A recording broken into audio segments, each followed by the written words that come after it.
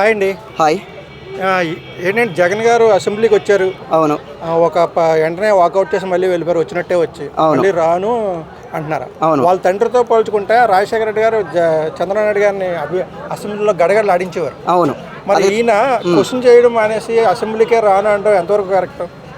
Sir ఇక్కడ మీరు అర్థం చేసుకోవాల్సింది ఏంటంటే సార్, వాకౌట్ వచ్చాడు, అసెంబ్లీకి వచ్చాడు, వెళ్ళిపోయాడు అని క్వశ్చన్ మార్క్ ఉంటున్నారు. కానీ ఇక జగను, చంద్రబాబు నాయుడు, పవన్ కళ్యాణ్ వీళ్ళు మహామేధావులు సార్. మహామేధావుల కంటే మేధావులు. పిచ్చోళ్ళు ఎవరంటే సార్ మన జనం.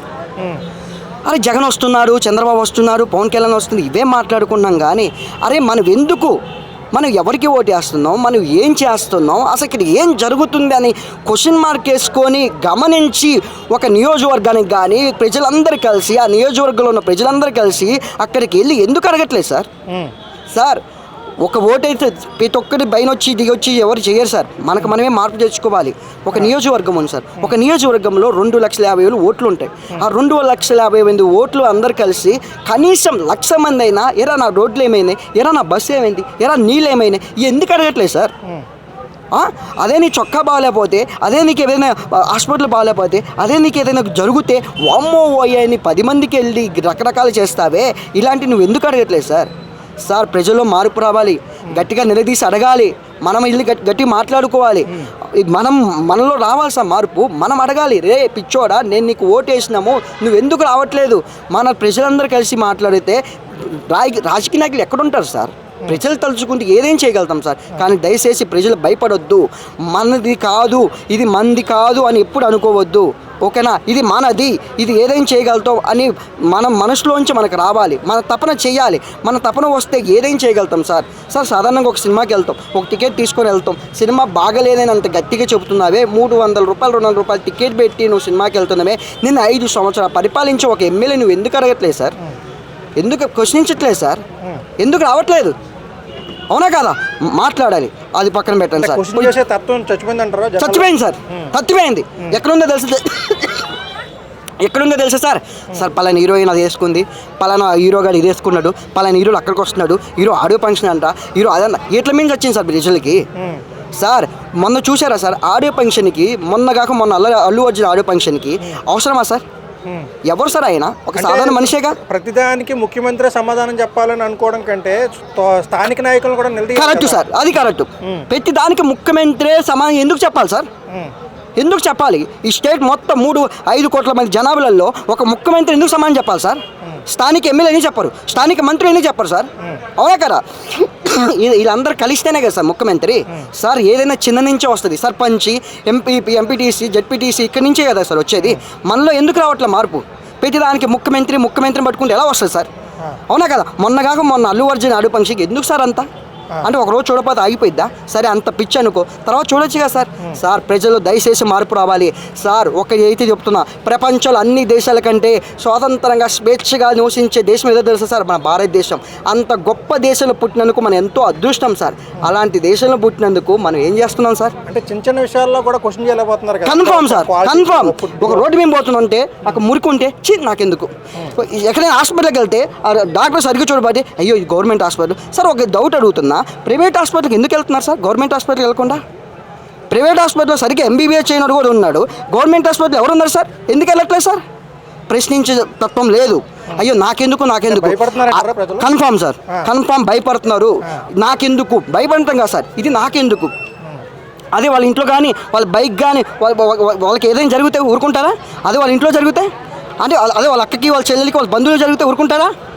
అలా ఎందుకు అనుకుంటున్నారు సార్? ఇది మనది, మన స్వతంత్రం, మన సమాజం, మన ఊరు, మన ప్రాంతం, మన గ్రామం, మన నివసించే ప్రాంతం అనుకోవచ్చు కదా. అంటే ఇప్పుడు సూపర్ సిక్స్ ఇవ్వట్లేదని చెప్పి ఆంధ్రప్రదేశ్లో చంద్రబాబు గారు చెప్పారు. అవును సార్, డబ్బులు లేవని. ప్రామిస్ ఏమో ఎన్నికల ముందు రాగానే అమలు చేస్తామన్నారు. అవును. మరి దీనికి సొల్యూషన్ ఏంటి సార్? దీని సొల్యూషన్ చెప్తున్నారు మహానుభావుడు సార్. ప్రజలు సార్ మీరు బాగా చూడండి, ఓటు శాతము మన భారతదేశంలో జరుగుతున్న ఎలక్షన్స్లో ఎవరు ఎక్కువ ఓట్లు వేస్తున్నారు సార్? మీరే చెప్పండి. మధ్య తరగతి కుటుంబాల వాళ్ళనే వెళ్ళి ఓట్లు వేస్తున్నారు. అవునా కదా సార్? నాకు ఆడియో ఉంది, నాకు ఉద్యోగం ఉంది, నేను వెళ్తానా? ఓటు వేస్తారా? కానీ ఇక్కడ ఏం జరుగుతుంది సార్? బాగా ఎవరైతే ఉన్నారో వాళ్ళే బాగుపడుతున్నారు, ఎవరైతే లేని వాళ్ళు ఇంకా అలానే ఉండిపోతున్నారు. అవునా కదా సార్? ఓటు వేసేది ఒకళ్ళు, దోచుకునేది ఒకడు. ఓటేసారు ఒకళ్ళు బాగుండేది, ఒకళ్ళు పాప బాగా బాధపడి ఏడ్చుకుంటూ ఉండేది ఇంకొకరు. అవునా కదా సార్? ఎందుకు సార్ ఆ రోజు ఓటు హక్కు రోజు ఎందుకు సెలవిస్తున్నారు? ఓట్లు ఎవరు వేస్తున్నారు సార్? సాధారణ మధ్యతరగతి కుటుంబాలు వెళ్ళి ఓట్లు వేసి పాపం ప్రజలు వేస్తున్నారు. అదే ధనవంతులు వేస్తున్నారా సార్? ఈరోజు మనం ఎందుకు వేస్తాం? అతను ఎందుకు వేస్తారు సార్? నిజంగా ఏడు, ఎందుకంటే అతనికి బాధ తెలియదు, తనకి డబ్బు క్వశ్చన్ చేసి ధర్నాలు చేయాల్సిన అవసరం ఉంది. సిస్టంలో ఏమైనా చేంజ్ అడిగితే బాగుంటుంది కదా. Confirm sir. సార్ సిస్టంలో కాదు సార్, భారతదేశంలోనే చేంజ్ చేయాలి, ఇండియాలోనే చేంజ్ చేయాలి సార్. ఎందుకో తెలుసా సార్? అమెరికా సిస్టంలో ఏ సిస్టాలు వచ్చినాయో అప్పట్లాగా ఉండకూడదు, కొన్ని సిస్టాలు మార్చేయాలి సార్. ఇక్కడ ఒక పద్ధతి రావాలి, ఒక ప్లానింగ్ ఉండాలి సార్. ఒక సాధారణ కుటుంబంలో రోడ్డు మీద వెళ్తుంటే అవును ఫైన్ పెట్టండి సార్. ఒక ట్రాఫిక్ పోలీసు ఇది చేస్తున్నాం అది చేస్తున్నాం అన్నప్పుడు ప్రజలు మార్పు రండి. జనరేషన్ తగ్గట్టు, ఇప్పుడు సాధారణంగా జనరేషన్ తగ్గట్టు పిల్లలు మారిపోతున్నట్టు, మధ్యతరగతి కుటుంబాల రేట్లు పెరుగుతున్నట్టు, సినిమా వాళ్ళ సోర్స్ అన్నీ మారిపోతున్నట్టు రూల్స్ ఎందుకు మారట్లేదు సార్?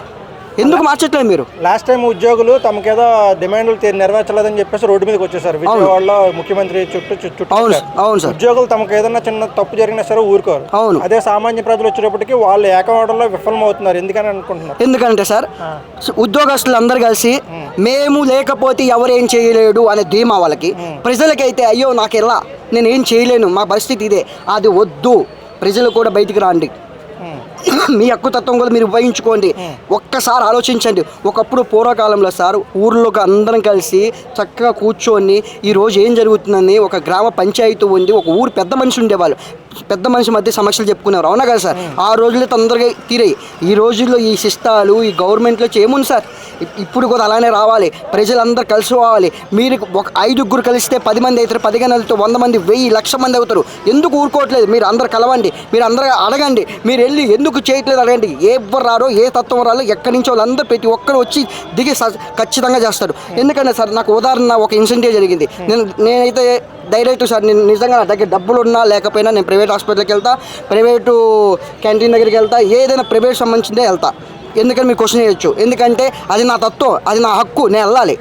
నేను గవర్నమెంట్ సంబంధించిన దగ్గరికి, ప్రైవేటు సంబంధించిన ఏ హాస్పిటల్ కానీ ఏదైనా కానీ ఎక్కడికి నేను వెళ్ళను, గవర్నమెంట్ సంబంధించిన దగ్గరికి వెళ్తా.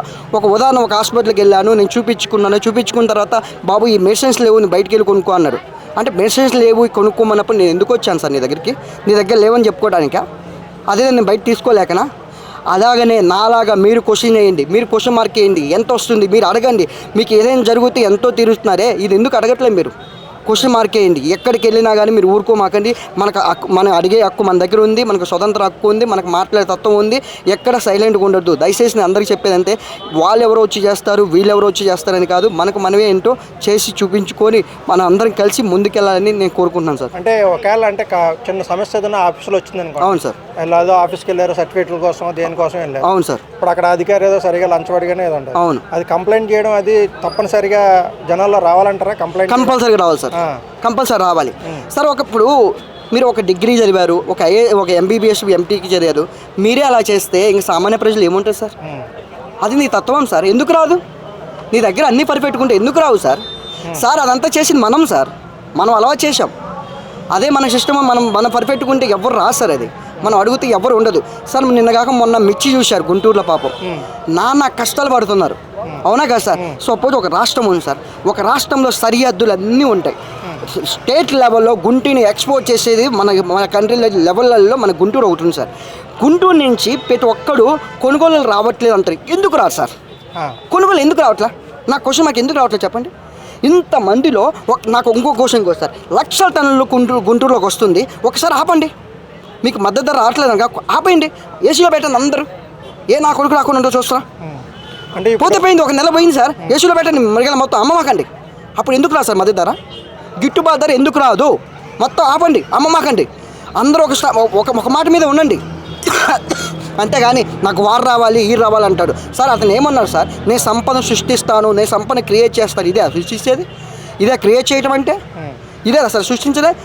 మధ్య గుంటూరులలో ఒక సాధారణ రైతు వాళ్ళు ఎంత బాధపడుతుందో తెలియదు సార్, వాళ్ళకి తెలియదు సార్. అప్పుడు ఏం చేయాలి? అందరు కలిసి మొత్తం కలిసి అమ్మమాకండి. ఎందుకు రారు సార్? మన గుంటూరులోంచి ఎక్స్పోర్ట్ పోతే ప్రతి సంవత్సరం ఈ మిల్లులు కానీ కారానికి కానీ ఎలా ఎక్స్పోర్ట్ చేస్తారు సార్? పోకుండా ఉంటే సార్ తెలియదు, ప్రజలు ఏం చేయలేరు, వాళ్ళు ఏం చేస్తారు ప్రజలకు అనేది వాళ్ళ తత్వం. బలం వాళ్ళకి తెలియట్లేదు అంటారా? అది తెలియట్లేదు సార్. ఒక్కసారి మార్పు రావాలి, ప్రజల్లో మార్పు రావాలి. నాది ఇంకోటి ఇగ్నిస్ సార్, ప్రతి ఒక్కరు నా కొడుకు డాక్టర్ అవ్వాలి, నా కొడుకు కలెక్టర్ అవ్వాలి, నా కొడుకు లాయర్ అవ్వాలి, నా కొడుకు ఉద్యోగం అవ్వాలి. దయచేసి అది దాంతోపాటు నా కొడుకు రాజకీయ నాయకుడు అవ్వాలని కోరుకోండి సార్. దయచేసి కోరుకుంటున్నా, ప్రజలలో మార్పు రావాలి. రాబోయే రోజులలో యూత్ రావాలి, యూత్ వాళ్ళు కూర్చోవాలి. యూత్ తలుచుకుంటే ఈ ప్రపంచాన్ని మారుస్తుందని మీరు అందరికీ తెలుసు. అలాంటి యూత్ అనేవాళ్ళు ఎవరు సార్ ఈ రోజులో? 70 సంవత్సరాలలో మనకి బిల్లు పెట్టేదేంటి సార్? 78 సంవత్సరాలలో మనకి బిల్లు పాస్ చేసేసి వాళ్ళెవరో సిస్టమ్ పెడితే మనం పలిచేదేంటి సార్? మనం పరిపాలించేదేంటి సార్? మనం మార్పు రావాలి, కుర్రోళ్ళు ఉండాలి. వస్తుంది సార్, ఖచ్చితంగా కుర్రోళ్ళ మార్పు రావాలి. కుర్రోళ్ళు అందరూ నేను రాజకీయ నాయకుడు అవ్వాలి, నేను అవుతా. ప్రతి ఒక్క డబ్బు అంటారు సార్, డబ్బు లేకుండా అవరా? అంటే రాజకీయ నాయకుడు అంటే ఎమ్మెల్యే అవడం కాదు, ఒక సమాజం గురించి కొంచెం సేవ చేసే టైప్ అవ్వాలని. కన్ఫర్మ్ సార్, రాజకీయ నాయకుడు అంటే ఎమ్మెల్యే కాదు సార్. రాజకీయ నాయకుడు అంటే ఏంటి సార్? అసలు లీడర్షిప్ అంటే ఏంటి సార్? ఇప్పుడు నేను ఉన్నాను సార్, నేను వెళ్తున్నా, అక్కడ బాగాలేదంటే అక్కడ క్వశ్చన్ ఇచ్చా, నేను లీడర్ కదా? అవునా కదా సార్? నేను ఒక ఆర్టిస్ట్ బస్సు ఎక్కుతున్నా, వాడు ఇష్టం వచ్చినట్టు బిహేవ్ చేస్తుండు, ఏమైనా ఎందుకు అడుగుతున్నా? అది లీడర్షిప్ కదా?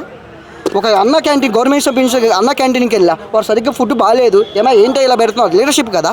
What is the leadership meaning sir? Leadership అంటే ఎక్కడ అన్యాయం జరిగితే దాన్ని క్వశ్చన్ మార్క్ చేసేవాడే లీడర్షిప్. ఇప్పుడున్న లీడర్స్లో మీకు కొంచెం బెటర్గా అనిపిస్తుంది సార్? నాకు ఇప్పుడున్న లీడర్స్లలో, నేను ఇప్పుడున్న మొత్తం లీడర్షిప్లలో చూశాను సార్, నాకు ఎవ్వరి లీడర్షిప్ లేదు. ఎవ్వరి లీడర్షిప్ నాకు ఏం నచ్చలేదు సార్. ఒకరి మీద ఒకరు తన్నుకోవడం. ఒక అసెంబ్లీ అంటే ఏంటి సార్? ఒక సచివాలయం అంటే ఏంటి? అందరు కలిసి ప్రజలకి సమస్యలు, ప్రజల కోసం వాళ్ళు ఎలా చేస్తున్నారు, వాళ్ళకి ఏ బిల్లులు పెట్టాలి అని అందరు కలిసి వాళ్ళందరూ ఉద్దేశంగా మాట్లాడుకొని బిల్లులు పాస్ చేసి ఇలా చేయాలి అలా చేయాలి మాట్లాడుకునే సభని ఈ రోజుల్లో ఒకరికొకరు బూతులు బూతుకొని తన్నుకుంటున్నారంటే ఏమనాలి సార్? సార్, నా కోరిక నా జీవితంలో ఆ అసెంబ్లీలోకి యూత్ అడుగు పెట్టాలి సార్.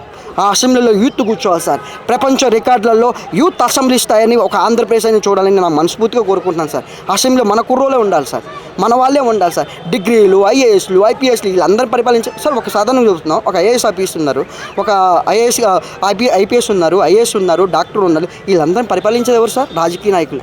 అతనికి ఏమని తెలుసు అని పరిపాలిస్తున్నారు సార్? అవునా కదా? మనం ఎందుకు రావట్లేదు సార్ అసెంబ్లీలోకి? మనం ఎందుకు రాకూడదు? దయచేసి ఆలోచించండి ప్రజలారా, మీరు బయటికి రాండి, మీ మనస్ఫూర్తిగా ఆలోచించుకొని మనం ఏం చేస్తున్నాం. లేకపోతే సోషల్ మీడియాలో చూసుకోవడం, నవ్వుకోవడం కాదు సార్. ఈరోజు ఏం జరుగుతుంది ఇక్కడ?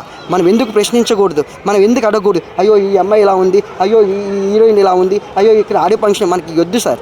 మారండి. మనం ఏం చేస్తున్నాం, మనం ఏ సమాజంలో ఉన్నాం, ముందు మన స్వతంత్ర హక్కులు ఏంటో తెలుసుకోండి, మన క్వశ్చన్ మార్క్ ఏంటో తెలుసుకోండి. మనం ఎందుకు చేయకూడదనే తపన మన మైండ్లో పెట్టుకోండి. క్వశ్చన్ చేయండి, క్వశ్చనించండి. కానీ అలాగనే రాజకీయ నాయకులారా, మీరు అందరికీ మనస్ఫూర్తిగా చెబుతున్నాను సార్, ఓటు రోజు మీకు ఓట్లు వేసేది ఒక సామాన్య ప్రజలే సార్. దయచేసి అర్థం చేసుకొని ప్రజల నాయకులారా, ఇది చంద్రబాబు నాయుడు కావచ్చు, రేవంత్ రెడ్డి కావచ్చు, ఆంధ్రప్రదేశ్ రెండు తెలుగు రాష్ట్రాల మంత్రులు కానీ ముఖ్యమంత్రి మనస్ఫూర్తిగా చెప్తున్నాను సార్, మీకు ఓట్లు వేసే ఒక సాధారణ ప్రజలు సార్. పాపం మీరు వెళ్ళి చూడండి, కానీ మీరు సాధారణ ప్రజలకి హెల్ప్ చేయట్లేదు సార్. వెళ్ళండి, అవసరమైతే ప్రతి నెలకు ఒకసారి తిరగండి, ప్రజల్లో తిరగండి సార్. వాళ్ళ సమస్యలను తెలుసుకొని, కానీ మంత్రులు వాళ్ళకి, ఈ ఇండస్ట్రీ వాళ్ళకి, బిజినెస్ మ్యాన్లకి, జాబ్స్ వాళ్ళకి కాదు సార్. నాకేముంది, ఆ రోజు హాలిడే ఇచ్చిన రోజు ఎంజాయ్ చేసుకుని తిరుగుతున్నారు సార్. దయచేసి కొంచెం ఆలోచించండి రాజకీయ నాయకులారా. మీరు రాజకీయం అంటే రాక్షసం కాదు సార్. అంటే మనమేంటో చూపించడం, మనమేంటో ప్రజలు మేమున్నాము, నా నాయకుడు ఉన్నాడు అనే తత్వాన్ని సామాన్య ప్రజలు తెలియపరచండి సార్. అప్పుడే మనకి నిజమైన స్వతంత్రం వచ్చినట్టు. దయచేసి రాజకీయ నాయకులను అందరూ తెలుసుకొని ప్రజల కోసం ఒక్కసారి సామాన్య ఊర్లు అందరూ తిరగండి, ఆ ఊర్లకి వెళ్ళి పరిపాలించి చూడండి, ఒక్కసారి మీరేందో తెలుస్తుంది. దయచేసి అందరూ అర్థం చేసుకోవాల్సిందిగా మనస్ఫూర్తిగా కోరుకుంటున్నాను సార్. Thank you.